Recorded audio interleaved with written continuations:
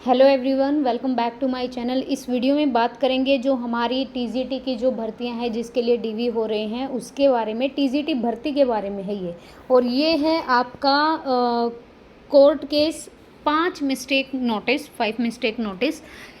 देखिए, मैंने भी नहीं पढ़ा नोटिस, मैं आपके सामने ही पढ़ रही हूँ, तो आप भी और मैं भी अभी पता लगेगा कि भाई क्या बोला है। 21/2/2023 की बात है, 21 फरवरी की। यहाँ पर respondent number 3 issued an advertisement bearing number this 2/23 of various post of the TGT under subject the rest of the Haryana as well Mewat cadre. Haryana में भी निकली और मेवात कैडर की भी टीजीटी की भर्तियाँ निकली। ये एडवर्टीजमेंट नंबर दे रखा है। ऑल पिटिशनर सभी ने अप्लाई किया for the post of TGT under various subject as per the description in the memo of the parties. The petitioner being eligible for the post in question cleared the written test and were thereafter called for scrutiny. Obviously हमें ये advertisement में लिखा गया कि पहले written test होगा, उसके बाद आपका डीवी होगा अलग अलग डेट पर।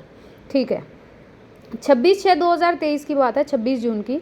कमीशन ने अपलोड किया एक नोटिस जिसमें list of more than 2200 page थे and prescribing name of candidate who have taken claim benefit under socio economic criteria. मतलब 2200 ऐसे कैंडिडेट हैं जिन्होंने सोशियो इकोनॉमिक क्राइटेरिया का क्लेम किया था, तो वो पेज टीजीटी ने एचएसएससी ने कैंडिडेट का पब्लिक कर दिया। 30 जून 2023 को vide another notice 30/6/2023 the commission ने पब्लिश किया एक और नोटिस जिसमें डिटेल आई कैंडिडेट की। पिटिशनर देर आफ्टर सर्च किया information of candidate of their capacity and they found many such candidate who have claim such benefit. However it is non to them as to whether they have withdrawn the benefit or not to the even scrutiny of their status is being taken or not। तो ये बोला गया कि भाई जिन्होंने claim किया है, by mistake claim किया गया या फिर अभी उनके घर में सरकारी नौकरी और उस टाइम पे फॉर्म भरते वक्त आपने क्लेम किया था, तो you can withdraw your socio economic criteria claim. It is apparent, ये क्लियर था that there is likelihood of big recruitment fraud in the socio economic criteria marks and weightage when even half marks is important for the selection. अगर हम half marks की भी बात करें तो वो भी हमारा बहुत इंपॉर्टेंट होता है सिलेक्शन के लिए, और जिन्होंने सोशियो इकोनॉमिक क्राइटेरिया क्लेम किया हुआ था तो वो तो बहुत बड़ी चीज़ है, आपको 2.5 नंबर मिलना। अभी तो इन्होंने 5 दिए हैं, बाकी सीईटी के बिहाफ पे इन्होंने 2.5 नंबर दिए हैं, सीईटी में 2.5 और फिर आपके मेंस में 2.5। The commission has no machinery to verify in advance. As seen above, no government job in the family marks in the admissible only when family income is less than the rupees 1,80,000 or equal it as same has been attached with family ID, परिवार पहचान पत्र wherein the income has been added to the base of self declaration। ये सारा socio economic criteria के बारे में दिया है। दस the data is certainly not safe and correct, the income verification process is still going and granted such marks without officially verifying the income detail physically is illegal. Thus, there has to be alternate verification of the income and actual basis instead upon relying upon self-declaration and even certificate issued by the authorities and declare income in the परिवार पहचान पत्र। ये instructions हैं जो आपकी self मतलब socio economic criteria के जो क्लेम है उसको कंप्लीट करना चाहिए। आपके घर में 1,80,000 से ऊपर ये नहीं होनी चाहिए इनकम, आपके परिवार पहचान पत्र में आपके घर में कोई सरकारी नौकरी नहीं होना चाहिए, वो सारी बातें इसमें हैं। It has been seen from the past practice that the Commission has declared result without verifying the fact and the recruitment fate hangs between the court proceeding and complaint, thus taking eligible from outside preview of the recruitment and taking ineligible and fraud candidate under the government job। तो अब इन्होंने ये claim किया कि commission ने ऐसे ही declare कर दिया रिजल्ट बिना वेरीफाइंग किए फैक्ट्स को, और जो फिर वही बात है कि कोर्ट में चली जाती है, भर्ती लटक जाती है। और regarding various suggestion petitioner submitted and representation before the commission, however the same is pending and commission has not to be decide till. अभी तक कमीशन ने डिसाइड किया ही नहीं है कि भाई जिन्होंने क्लेम वापस ले लिया है, जिन्होंने क्लेम बाय मिस्टेक किया था या कुछ लोगों ने किया नहीं था उन्होंने अब किया है, तो उनकी भी डिटेल हमें नहीं बताएगी। The petitioner would reiterate the example of the Haryana police recruitment of year 2018-19 where such discrepancies have been noticed by the court। तो पिटिशनर ने 2018-19 की उस पर प्रकाश डाला हरियाणा पुलिस भर्ती पर कि उस टाइम पे भी यही कुछ हुआ था कि कुछ लोगों के घर में नौकरी थी फिर भी उनको क्लेम के मिले हैं नंबर, और इसके बावजूद भी HSSC ने कोई कदम नहीं उठाया और कोर्ट ने भी ये चीज़ नोटिस की। In order to eliminate the error, the list of the candidates who have been finally awarded the marks should be made public along the name of the address so that the general public may see it, though the commission has put following condition in the advertisement, but the same is not sufficient. सबसे पहले अभी HSSC ने बोला था कि भाई हम सबका डेटा क्या करेंगे, पब्लिक करेंगे। अगर आपको किसी को शिकायत करनी है उसके लिए तो आप कर सकते हो, उसका क्या रखा जाएगा, मतलब आपका नाम रिवील नहीं किया जाएगा। If on verification at any stage it is found that any candidate does not fulfill any of the eligibility condition, or it is found that the information furnished is the false and incorrect, his candidature will be cancelled and she will also be liable to the criminally prosecuted।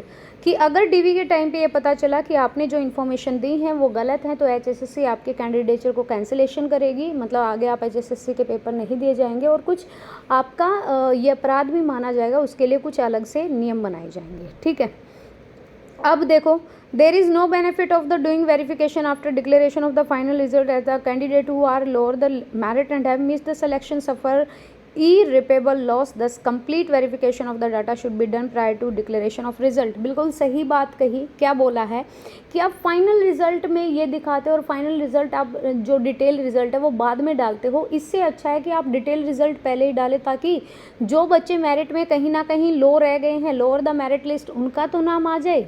आप बाद में detail result डालते हो तभी भर्तियां जाती हैं court में, फिर आपके इश्यूज़ रहते हैं और फिर जो उस टाइम पे मेरिट में लोएस्ट थे वो फिर दोबारा कोर्ट केस होने से फिर भर्ती का दोबारा रिजल्ट आता है। तो डिटेल रिजल्ट आप पहले डाल दीजिए, बाद में ना डालें। Further the petitioner have given the certain very important suggestion but the same are not taken into consideration as pick and choose is being adopted at the time of verification and scrutiny of document. In cases special committee is formed of verification of income status or document, a possible fraud can be eliminated even prior to declaration of the result।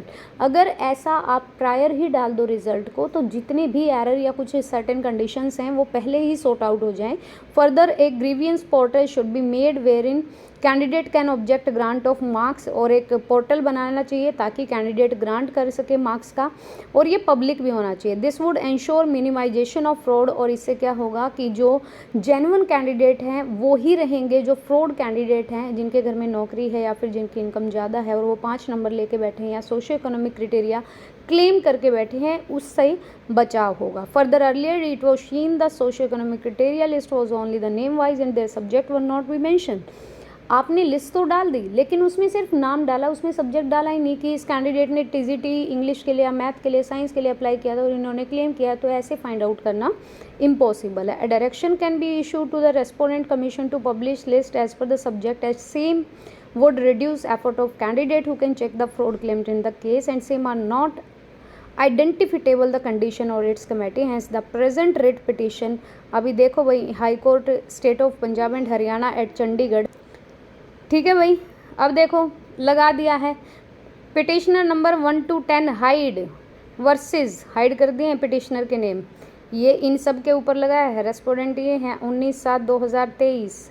ठीक है, अभी इन्होंने लगा दिया है, ये civil writ petition डाली गई है ये आर्टिकल के अंदर, और इन्होंने ये बोला है कि आप final result also make the same list public prior कर दीजिए डिक्लेरेशन ऑफ रिजल्ट से। रिकमेंडेशन इन कैटेगरी 1, 7, 12 और 17 जो कि TGT की हैं, और prohibition declaration of the result of the above categories अब without verifying the actual income.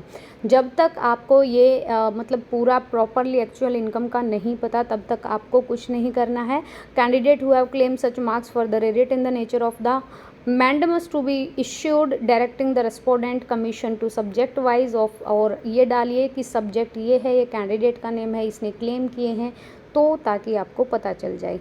बाकी आप देख सकते हैं काफ़ी बड़ा है ये, और ये देखिए TGT के स्क्रूटनी चल रहे हैं और ये डेट है आपके रिटन एग्ज़ाम के रिज़ल्ट्स की। तो ये अब कोर्ट में चली गई है भर्ती फिर से, और भाई बाकी ये आपका पूरा जो ये है नोटिस ये मैं टेलीग्राम पे डल जाएगा, आप ले सकते हैं। ये सोशियो इकोनॉमिक क्राइटेरिया मार्क्स के जो हमारी एग्रीगेशन है, जो इंस्ट्रक्शंस हैं वो दी गई हैं कि कौन कौन ले सकता है, कौन कौन नहीं ले सकता।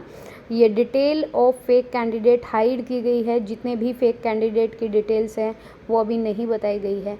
तो ये नोटिस है आपका TGT वालों के लिए। कंप्लीट नोटिस आप पढ़ सकते हैं टेलीग्राम चैनल पे, मैं वहाँ पे डाल दूँगी ताकि आप इजीली पढ़ पाओ। और बाकी आपकी भर्ती के लिए ये नोटिस है। सो वीडियो देखने के लिए thank you so much. Video पसंद आए तो like and share and please subscribe the channel and also join the Telegram channel.